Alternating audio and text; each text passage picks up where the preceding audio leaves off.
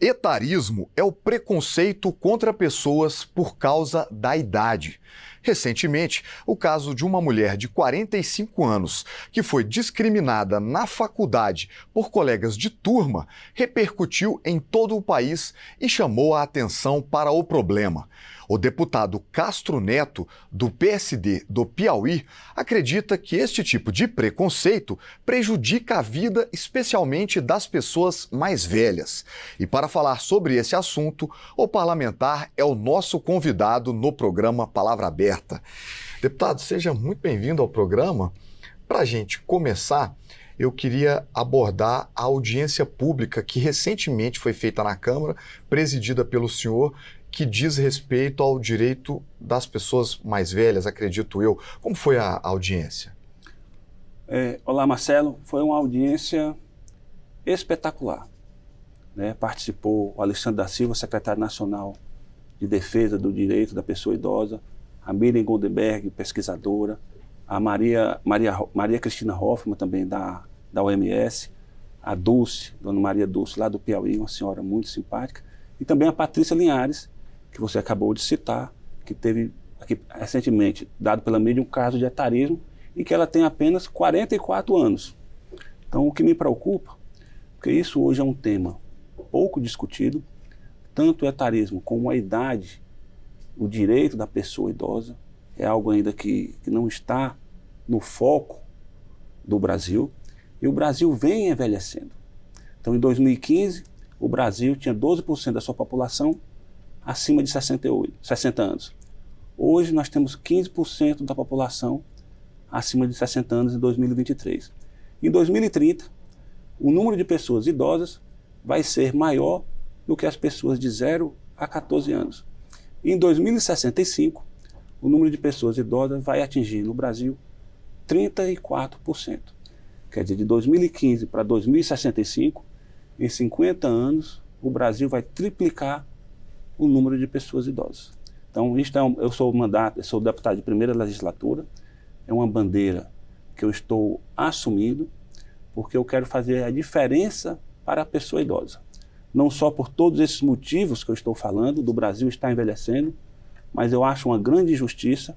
O nosso povo já sofre muito, tem uma vida muito sofrida, e você chegar na sua velhice, na sua melhor idade, não ter o seu direito garantido, não ter o seu respeito, não ter sua dignidade. Então, eu vou fazer de todo o meu mandato para poder fazer a diferença para todas essas pessoas.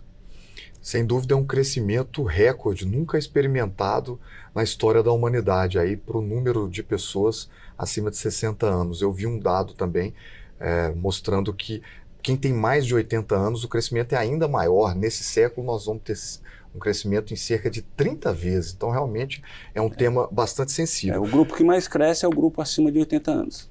Exato, exato. O senhor também é autor de um projeto de lei para os idosos. Como é o projeto?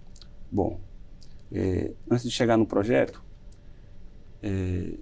eu queria dizer assim, Então, como eu falei, a população já tem bastante dificuldade, precisa dessa assistência, e essa audiência foi muito importante porque ela traz a consciência sobre o tema. Enquanto a gente não tem a consciência do que está acontecendo, nós não podemos trabalhar, fazer as leis para fazer as soluções para o problema que ocorre. Então, no caso do idadismo, do etarismo, com as pessoas, metade das pessoas do Brasil e do mundo cometem etarismo. É algo tão sutil que as pessoas fazem sem sentir. Então, se uma pessoa de 60 anos coloca um biquíni na praia, uma mulher, ou usa uma calça mais curta, uma saia, ela sofre um preconceito. E o preconceito contra a idade é muito grave, porque ele atinge em todos os locais. E pior ainda, se é mulher. A Maria Dulce, que é do Piauí, tem 80 anos, ela deu uma declaração lá na audiência, em que ela sempre se sentiu deslocada, fora do seu tempo, que não se entendia como é que aconteciam as coisas. Mulher, já com a idade também na parte da velhice, se usa geralmente a velhice como feio. Às vezes a pessoa nem fala a palavra velha, fala melhor idade, que não deixa de ser já um próprio etarismo, é um preconceito. Então, a gente não tem a vergonha de falar. Então, se a pessoa for mulher for preta e for velha, você imagina o sofrimento de uma pessoa, de um sentimento de exclusão. Não tem coisa, Marcelo, sentimento mais deletério ao ser humano do que o sentimento de exclusão. Você ser segregado de um grupo.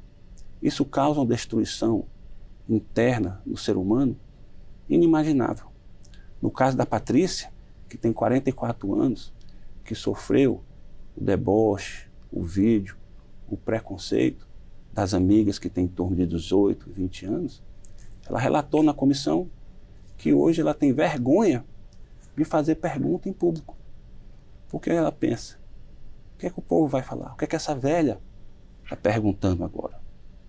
Então, é algo que nós temos que debater, que conversar, fazer legislações para coibir esse tipo de prática e, principalmente, campanhas educacionais para termos consciência do que está acontecendo, porque isso é praticamente estrutural. As pessoas fazem sem notar. A Miriam Goldenberg, que é uma especialista no assunto, antropóloga, que falou na convenção, na audiência com bastante emoção, deu um dado que 50% das violência contra o idoso, quando eu falo violência, não é só violência física, é financeira, é psicológica, são feitas pelos filhos. 10% por genro, por noras, por parentes. O idoso, muitas vezes, tem sua conta controlada. Ele não tem acesso a seu cartão do banco, outra pessoa que controla, que saca o dinheiro, que faz a transferência, e ele também não sabe quantas outras pessoas da casa ganham. Então, todos os problemas que eu falei aqui, financeiro, preconceito, tudo isso, todas as pessoas sofrem. É pior no idoso porque é uma pessoa já na idade mais avançada. Mas o pior de tudo é o sentimento de ficar sem autonomia, de não ter a sua opinião escutada, de ser esquecido num canto da sala sem opinião. Então, nós precisamos cuidar do idoso, temos que ter educação para isso, para eles serem incluídos. É como a Miriam falou, a falta de autonomia do idoso, a falta de conversa, a falta de credibilizar a opinião dele, é uma morte simbólica. Então você imagina uma pessoa numa casa, porque antigamente, a gente estuda literatura, no tempo de Castro Alves, as pessoas morriam com 20 anos, com 30 anos. Hoje as pessoas de 70 anos trabalham e funcionam muito bem, raciocinam, são inteligentes, tem que se cuidar mais da saúde. Mas a mente da gente fica ativa, a mente de uma pessoa de 70 anos é exatamente igual à mente quando ele tinha 30. O mesmo raciocínio. Então você imagina uma pessoa na situação dessa, numa casa, que não tem controle da sua conta, não sabe quanto os outros ganham, quando dá uma opinião, ninguém escuta, deixa ele no canto. Isso realmente é uma morte simbólica.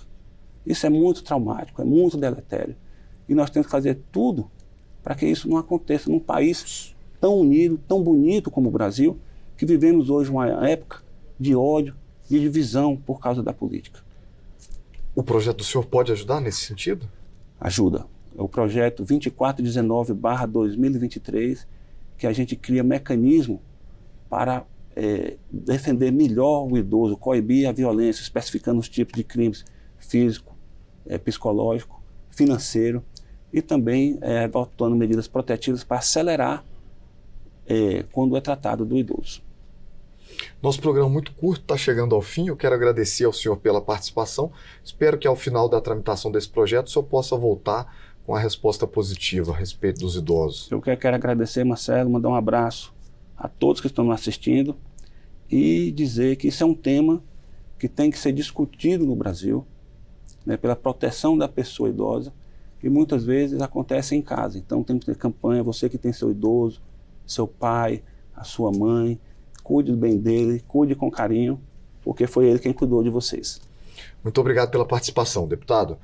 E se você quiser rever esta entrevista ou compartilhá-la, basta acessar a página da Câmara dos Deputados na internet.